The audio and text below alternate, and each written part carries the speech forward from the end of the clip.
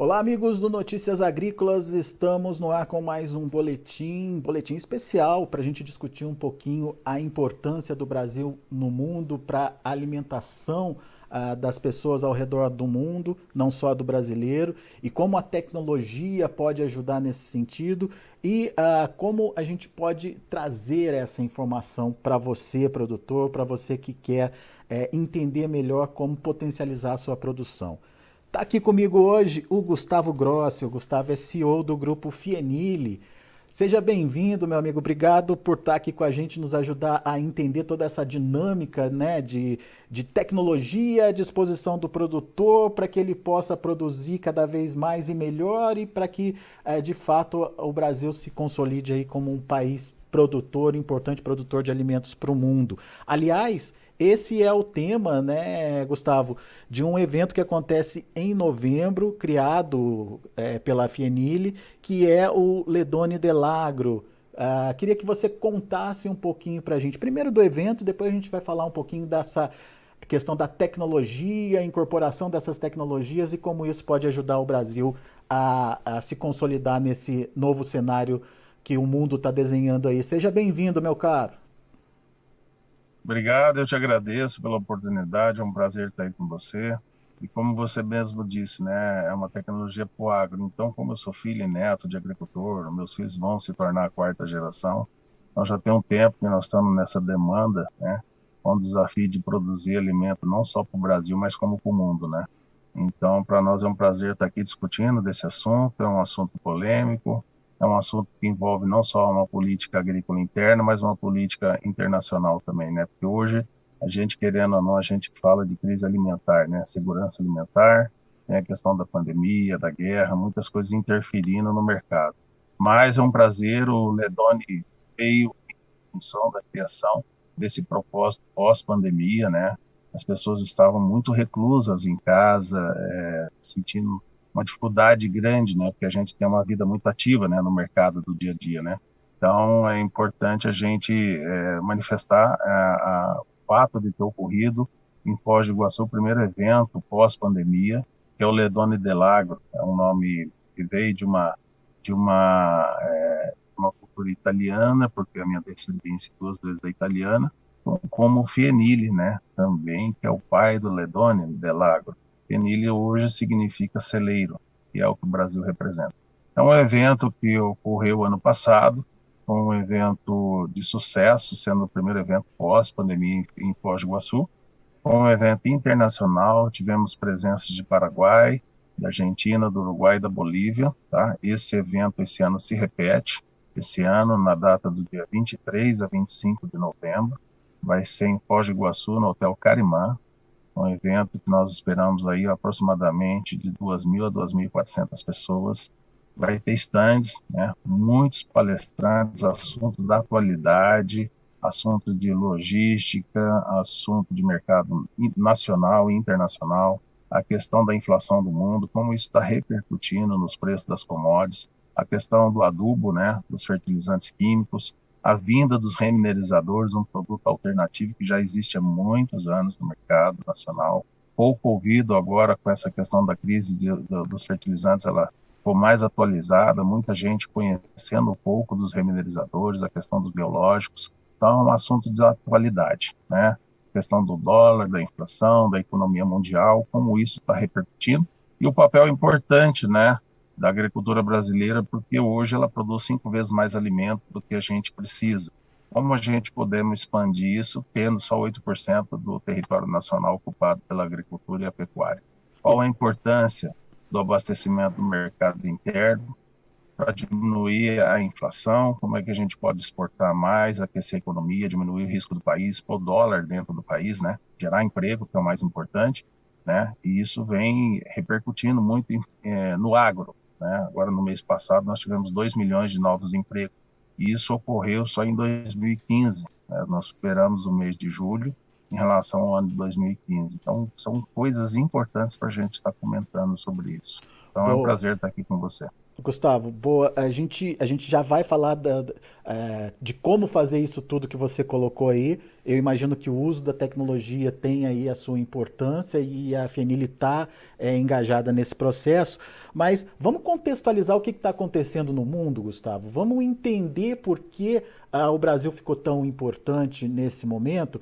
Porque, como você bem colocou, com a pandemia, a gente tem ouvido muito aqui a história da desglobalização, né? Cada um pensando no seu umbigo, né? Cada país tentando se garantir de uma forma aí para pelo menos ter o básico dentro para atender a sua população. Mas nem todos os países vão conseguir isso. E o Brasil passa a ser ter uma projeção, um destaque nesse cenário, né?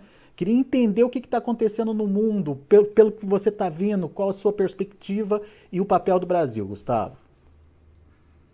Eu acredito, primeiramente tem a ver muito com recurso, né? Não são os recursos minerais, mas os recursos naturais que nós temos no nosso bioma, no nosso clima, né? O Brasil é um país abençoado por Deus. Na verdade, é um país onde a gente consegue produzir em todos os lugares do Brasil com 2 safras e meia, em lugares até com 3 safras, né? Por ano. Então, isso nos dá essa garantia por causa do recurso hídrico, né? A questão clima, temperatura, altitude, tecnologia. Às vezes nós nos batemos com um pouco de falta de tecnologia por falta de conectividade no campo, né? Infelizmente, ainda o Brasil tem uma infraestrutura precária na parte do fornecimento de energia, de conectividade. E a gente tem um monte de tecnologia que precisa de conectividade. Nós não estamos ainda nem 50% utilizando a capacidade de tecnologia que o Brasil pode usar. Então, você imagine isso numa área agricultável onde 8% do território nacional é apenas ocupado pelo agro e, no modo geral, quando fala grãos, cereais e pecuária, né? Então, assim, você imagine isso podendo estar sendo melhorado. E por que que o mundo está fazendo isso? Porque há uma questão de necessidade hídrica. Nós temos problemas com seca nos Estados Unidos, no Canadá. Está tendo um descongelamento menor, porque o acúmulo de neve em alguns países da Europa diminuíram. Então, assim, eles têm problema hídrico, eles têm problema com o clima. Muitas vezes isso acontece, a antecipação do frio em pré-colheita nos Estados Unidos e em outros lugares da Europa. Então, a condição de cada região desses países, né, coloca em xeque, porque alguns países como a Rússia e a Ucrânia, que são grandes fornecedores de trigo, né, e de outros produtos, acabou afetando, tá, e dando uma segurança alimentar. E quando a gente fala em segurança alimentar, a gente é até uma hipocrisia, né? Porque hoje tem 900 milhões de pessoas passando fome no mundo. Com a minha crise alimentar, ela já existia. Só que não deram tanta importância a 900 milhões de habitantes, né? De pessoas passando fome. Precisou vir uma guerra, uma pandemia, para dizer que isso pode ainda afetar mais os 900 milhões de existentes pessoas que passam fome no mundo. Então, é como você coloca isso para a comunidade interna e externa, né? Como é que a gente transforma isso em números que podem ser resolvidos através de tecnologia e de um país como o Brasil, né? Que tem essa imensidão e vastidão ainda de espaço para poder crescer. Hoje, com o que nós temos nos últimos 50 anos, eu acredito que o Brasil deu um avanço muito grande, né? Porque nós somos um país novo que está gatinhando, mas nos últimos 15, 20 anos é que nós começamos realmente a crescer em tecnologia, né? Então, você imagina, nos últimos 20 anos para cá, a gente se tornou a maior potência do mundo em alimentação, e o mundo está dando importância a isso, porque precisou uma guerra, uma pandemia, para mostrar o papel importante que o Brasil tem em relação ao mundo. Então, esses conflitos econômicos, você fala que o Japão tem inflação hoje, a Alemanha com uma inflação quase 9%, a Inglaterra, os Estados Unidos, isso demonstra a fragilidade desses grandes países. E nós crescemos na pandemia, né? E você Nós estava empregamos, né? E você estava me contando que participou de um evento recentemente onde os participantes internacionais colocavam para você a importância do Brasil, não, Gustavo? Sim, eu tive num fórum internacional Brasil e Árabe, recentemente em São Paulo. Teve, se eu não me engano, de 8 a 9 líderes, embaixadores árabes. Todos tiveram um painel junto. Todos eles falaram da questão da segurança alimentar para a sua nação. todos eles muito preocupados, deixaram abertamente a casa deles para a tecnologia brasileira, para empresas brasileiras estarem presentes no seu país, para poder fomentar negócios, para dar segurança ao seu país na crise alimentar.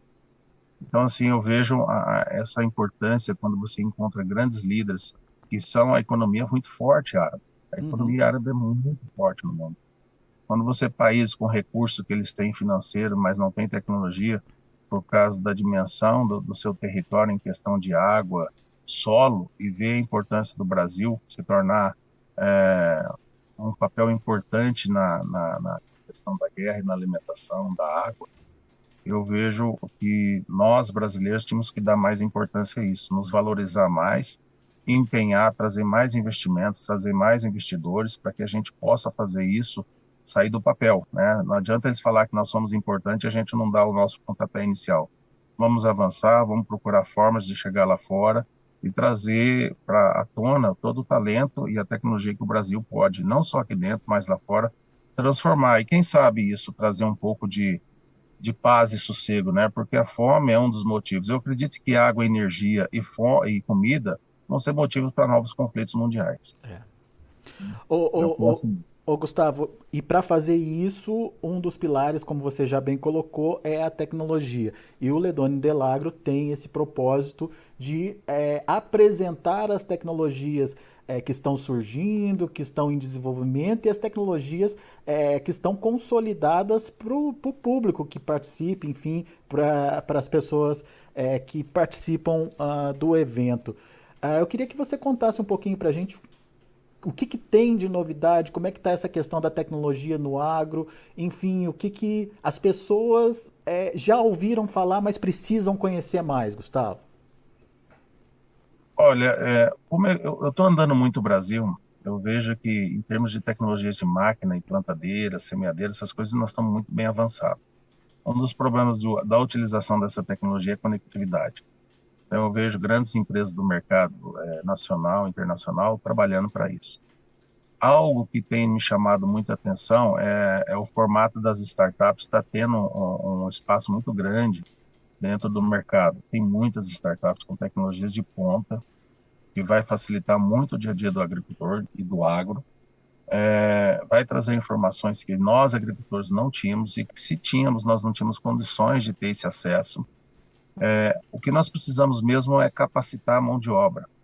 Nós temos uma mão de obra muito deficiente. Então, esse mercado exige uma capacitação de pessoas especializadas a utilizar as tecnologias. Às vezes nós temos uma Ferrari na mão e não sabemos utilizar. Então, o agro ele está cheio de Ferraris. Nós precisamos de gente capacitada, trazer o momento certo, no momento oportuno e utilizar o máximo dessa tecnologia para a gente aumentar a rentabilidade da agricultura e melhorar a qualidade. Um dos fatores importantes, teve uma pesquisa não recente, mas um indiano apresentou que em 20 anos atrás uma laranja tinha uma quantidade de vitamina C, e que para mim utilizar essa mesma quantidade de vitamina C, eu precisaria chupar 3 laranjas hoje. Então não é só produzir mais, é produzir com qualidade. Então o uso inapropriado de tecnologias ou o uso excessivo de fertilizantes químicos vem tirando um pouquinho dessa qualidade. Então, nós temos que melhorar com as tecnologias recentes, com os biológicos, que não foram muito bem aceitos há 10 anos atrás, os remineralizadores, que já tem há muitos anos e começou a dar uma visão agora importante por causa da escassez do fertilizante químico, por causa do barramento da China e da Rússia, por causa da guerra e dos conflitos da pandemia. Então, isso começou a trazer informações que já existiam no Brasil, mas não era uma política econômica viável no momento, né? Então, como aplicar esses recursos que vão facilitar e baratear o dia a dia do agricultor brasileiro e do agro? Nós temos condições de produzir mais e gastando menos, só que a gente precisa incrementar isso. A FENIL é uma dessas ferramentas de tecnologia. Hoje nós temos o primeiro e único sistema de suplementação luminosa do mundo, onde a gente consegue colocar luzes no pivô, ou estático ou móvel, para melhorar a produção, aumentando a fotossíntese da planta, não com a nossa aplicação da luz naquele momento, mas criando estímulos para que a planta, no outro dia, em contato com o sol, consiga produzir mais fotossíntese produzir hormônios que vão ajudar na produção do desenvolvimento da parte aérea e da parte do sistema radicular. A gente consegue melhorar hoje com tecnologias para que o solo se torne mais vivo, para que o solo consiga armazenar mais água, para que a gente consiga diminuir a utilização de água na irrigação, melhorando a estrutura de solo, que a gente consiga diminuir o uso de químicos e fertilizantes químicos, que o mundo sempre bate muito no Brasil em relação a isso, né? É até uma falta de comunicação em relação por que nós utilizamos muito, porque a gente produz muito. Então, quando você pega a quantidade de toneladas produzidas pelo alimento, com a utilização do produto químico, nós somos o país que menos usa químico no mundo. Eles não fazem essa comparação de tonelada produzida e pelo uso do químico utilizado. Nós somos o que menos utiliza. Nós produzimos muito. E isso tem que ser divulgado, né? Porque nós somos sustentáveis. Nós temos uma política agrícola forte, nós temos uma política ambiental forte, a gente só precisa criar esse marketing. Nós temos o melhor café do mundo, mas o café das montanhas colombianas nos Estados Unidos, na Europa, é o mais visto. Por quê? Se investe em marketing. Então nós temos que anunciar o que nós temos de melhor, e através dos resultados das tecnologias. Muitas empresas. Então, startups são fundamental, e esse evento vai ser para isso. Temos startups, temos empresas de drones, de satélites, de imagem, tudo que tem de mais moderno vai estar nesse evento em Foz do Iguaçu no dia 23 a 25 de novembro. Boa, é um momento de mostrar o que a gente tem e como essas tecnologias elas podem se adaptar à realidade do produtor, potencializando aí a produtividade das lavouras, da produção de uma forma geral. Agora, Gustavo, você trouxe 3 pontos importantes aí para nossa discussão. Primeiro, questão da conectividade. A chegada do 5G, ela resolve esse problema na sua observação aí, ou minimiza pelo menos esse problema.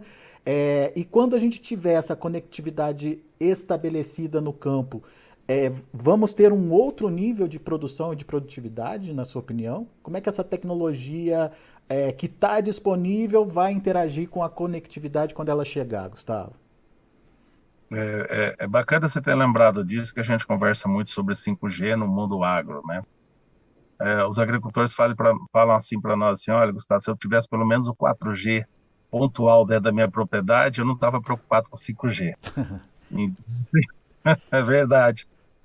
Tem lugar que você roda no Brasil com potencial agrícola monstruoso, você não consegue um sinal.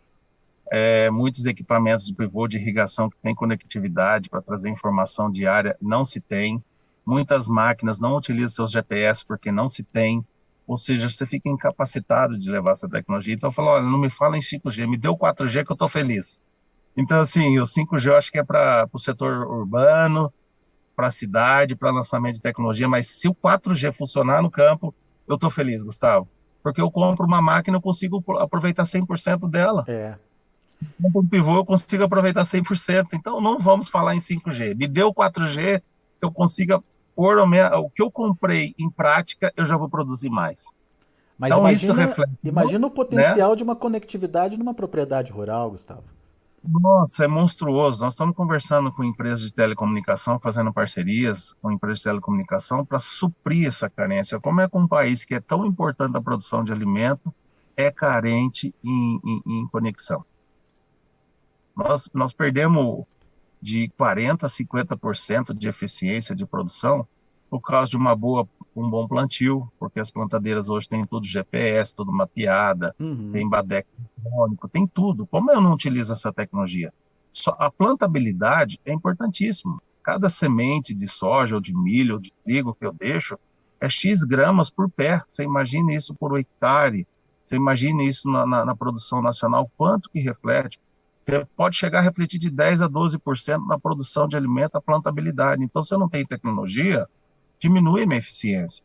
Se eu não tenho um bom pulverizador para fazer uma aplicação, diminui a minha eficiência. Uma colhedeira para saber se está jogando produto fora ou não, diminui a minha eficiência. Então, isso é fundamental. A conexão no campo ela é importantíssima. Eu não consigo entender com o nível de tecnologia que o Brasil tem, com o avanço de mercado importante que o Brasil tem para o mercado interno e externo, como ainda nós não conseguimos resolver isso. E eu Não acho, sei se é, e eu acho né? Não sei se se trata, né? Eu acho que é isso que você falou, eficiência. Tanto para se reduzir custo, como para se ampliar a produtividade, né, Gustavo? Essa eficiência conta muito aí com a tecnologia. Mas daí a gente esbarra num segundo ponto que você trouxe também, que é a capacitação da mão de obra. Esse processo já começou, tem essa preocupação? Como é que o Grupo Fienil está vendo essa questão da capacitação aí no campo, Gustavo? Olha, eu acredito que esse é um problema cultural. Quanto menos pessoas capacitadas, menos eu tenho que pagar para elas. E a cultura do empresário tem que mudar. Quanto mais pessoas capacitadas, mais ela me dá retorno. Tá? Como capacitar essas pessoas? Eu procuro esse profissional capacitado, que ele já me tem um peso na minha folha e no balanço anual, ou eu procuro pessoas menos capacitadas, que o mercado já me oferece isso, né, porque eu procuro, e capacito elas. Porque tem muitos empresários que falam, olha, eu invisto em pessoas, amanhã eles me deixam por um salário, por dois salários a mais. Então, querendo ou não, essa conversa que ocorre no mercado, isso é fatal. É a questão cultural. Nós temos que mudar isso. Quem lidar muito bem com isso é a China. Tem 956 milhões de pessoas ativas entre 19 e 56 anos, hoje. Por que que eles são a maior produção de mão de obra do mundo? Porque eles têm gente sobrando. Aí eles criaram a tecnologia, eles só precisam de pessoas para fazer a tecnologia, ou em produção em grande escala. É como se eles estivessem mecanizando a mão de obra deles. Olha, vocês foram criados para fazer isso em escala. Nós não temos essa escala. Então, o que que nós precisamos fazer? É melhorar a eficiência da qualificação da mão de obra, contratar empresas para qualificar, dar treinamento. Isso é investimento, mas acaba sendo custo para a empresa. Entendeu? Como que esses CEOs acabam enxergando isso? Uhum. Tem que dar um papel importante para essas pessoas de capacitação, até mesmo pela questão como ter o divisor de lucros. Como que essas pessoas passam a ser sócios e não colaboradores?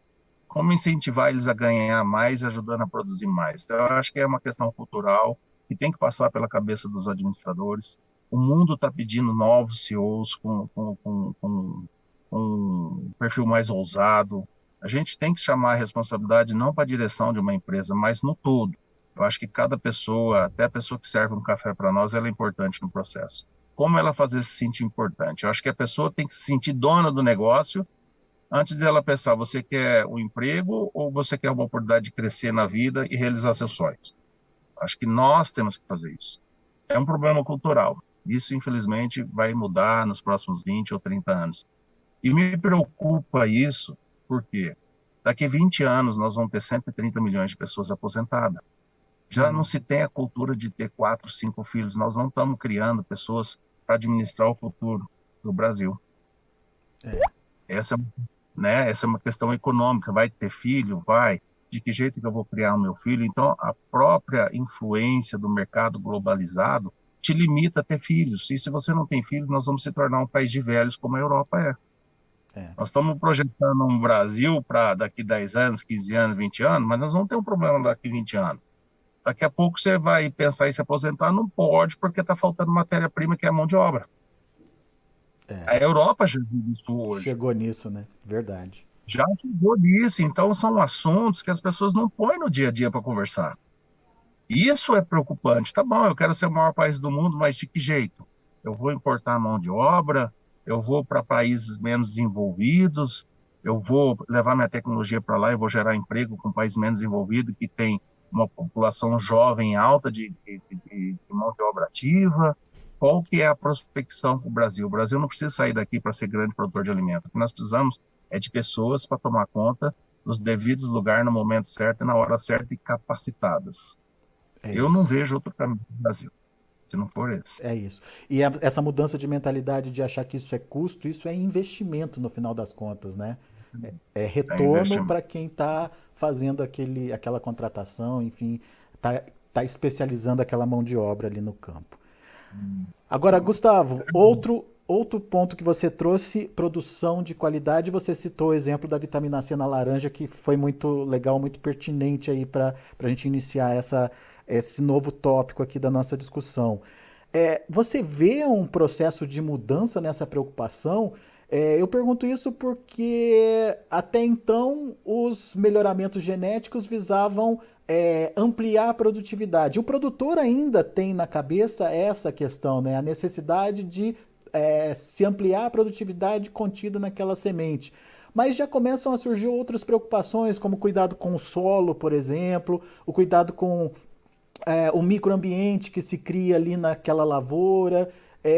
Enfim, você acha que é um início de uma preocupação maior com essa questão da produção de qualidade? Na verdade, sim. Se a gente voltar um pouquinho na história, há 20, 30 ou 40 anos atrás, nem todo mundo dava atenção ao solo. Por quê? As tecnologias que existiam de semente não eram tecnologias que exigiam muito de produção. Tanto que a nossa produção lá atrás era muito baixa. A média nacional de produção por hectare, ela é baixa. Ela é muito baixa, tá? Existe tecnologia, tá? Mas existe uma produção muito baixa. Os grandes produtores estão se financiando, estão buscando formas de alternativas no mercado privado, de se capitalizar e buscar tecnologia. Os grandes fazem isso, mas quem produz alimento não é o grande, é o pequeno produtor. E eles são ineficientes por causa de carência de tecnologia e de assessoria técnica, agronômica no campo.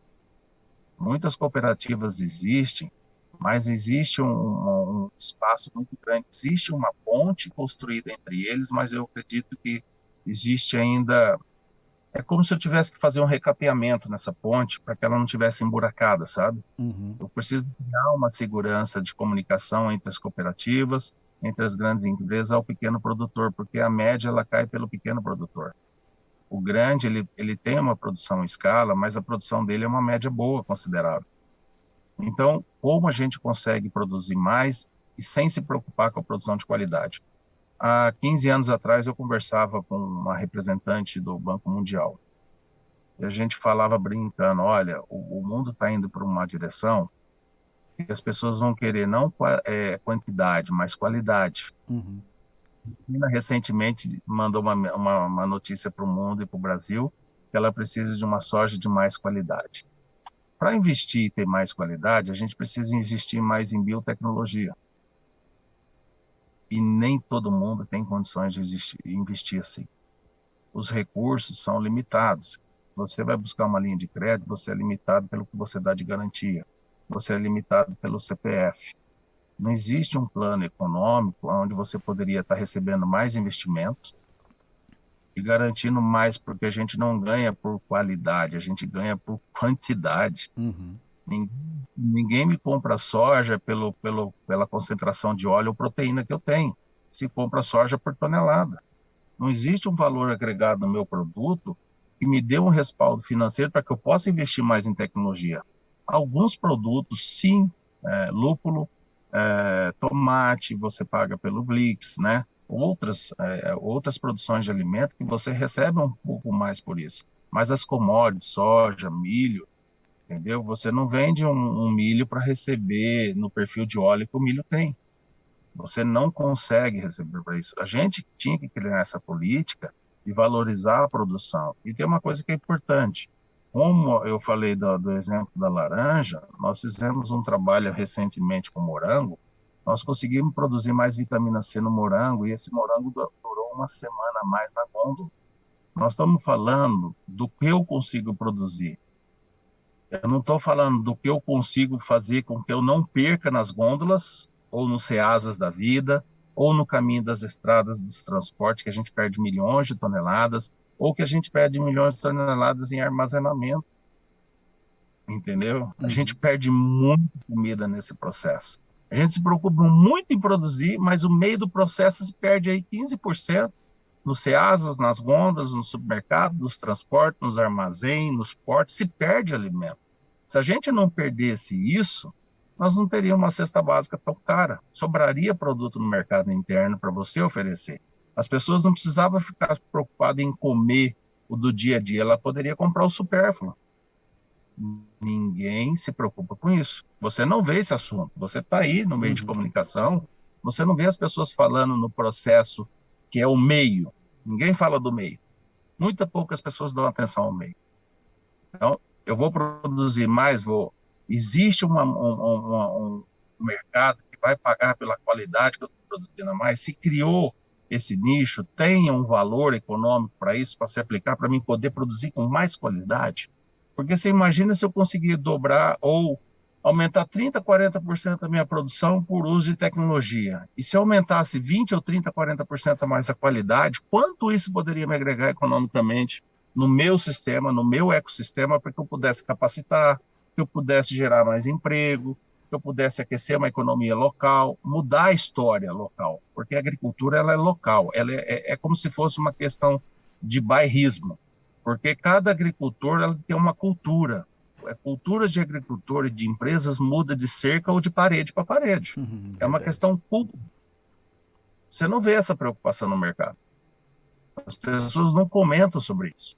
E existe uma perca muito grande. E essa perca ela tem um impacto econômico que acaba interferindo no ganho do agricultor e no ganho do agronegócio no todo.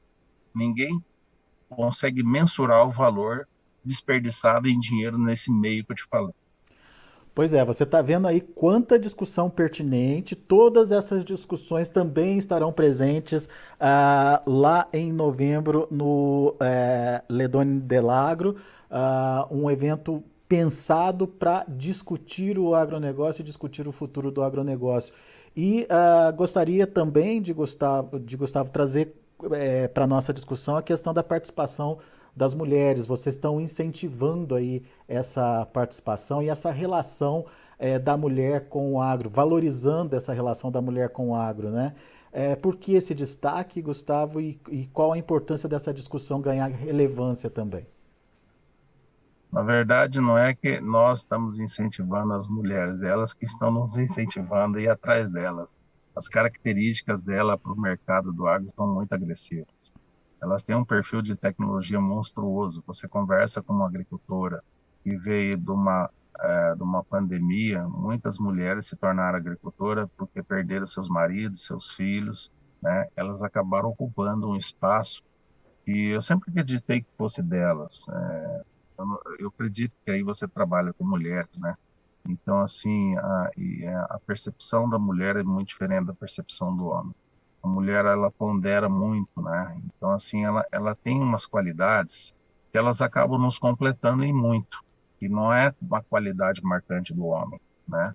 Então, assim, elas têm atingido e ocupado um espaço que já são delas há muito tempo pelas características delas, pelas personalidades que elas têm.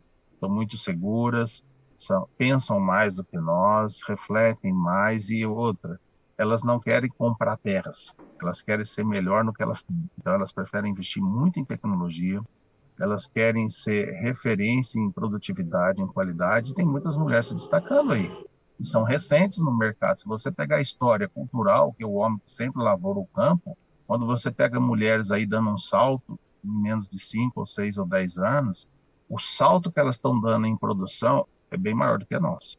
Se você for olhar o tempo que o homem cultiva a terra em relação ao tempo que a mulher está no agro.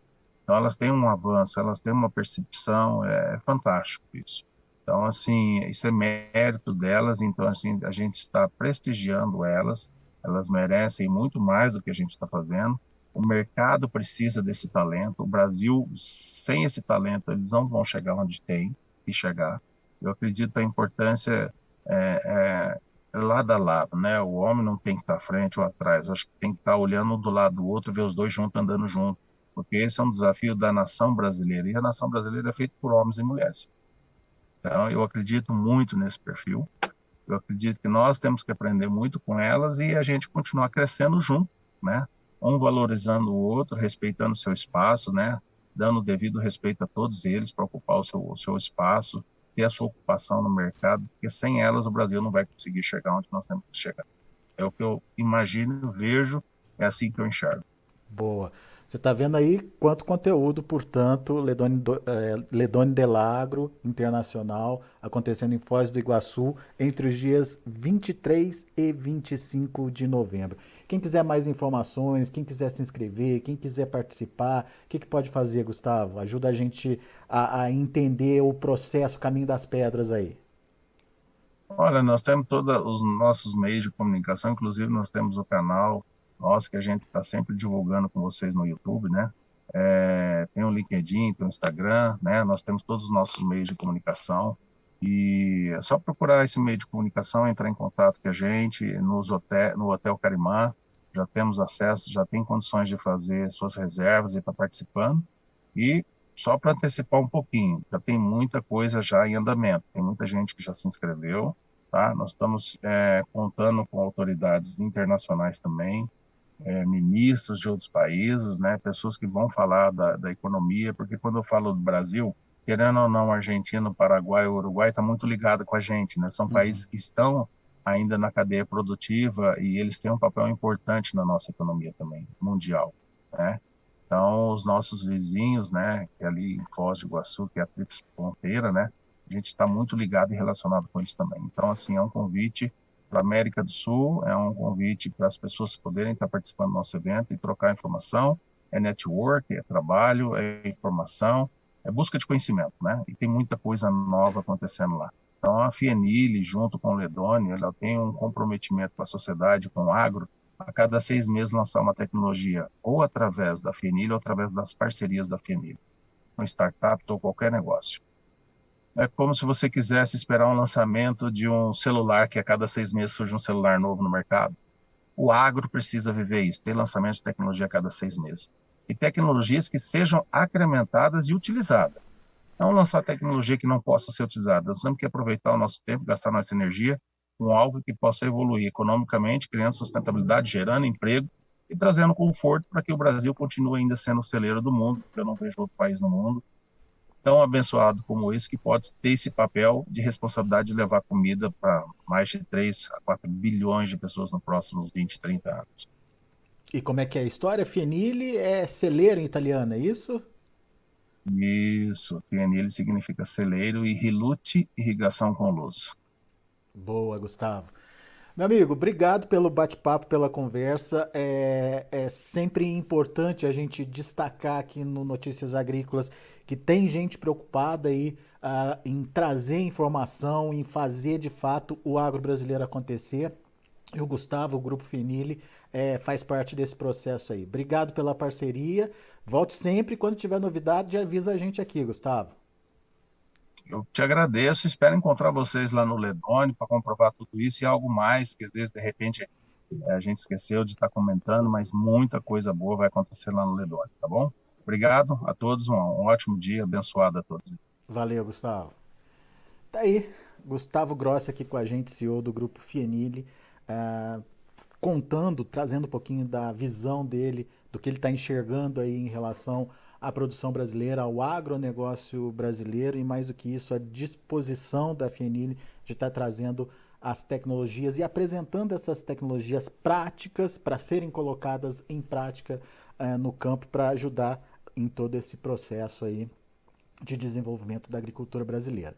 Fica o convite para você então, 23 a 25 de novembro, já põe aí na sua agenda, Ledone Delagro Internacional lá em Foz do Iguaçu. Daqui a pouco a gente volta com outras informações e mais destaques, continue com a gente. Participe das nossas mídias sociais no Facebook Notícias Agrícolas, no Instagram @Notícias Agrícolas e em nosso Twitter @Notiagre. E para assistir todos os nossos vídeos, se inscreva no YouTube e na Twitch Notícias Agrícolas Oficial.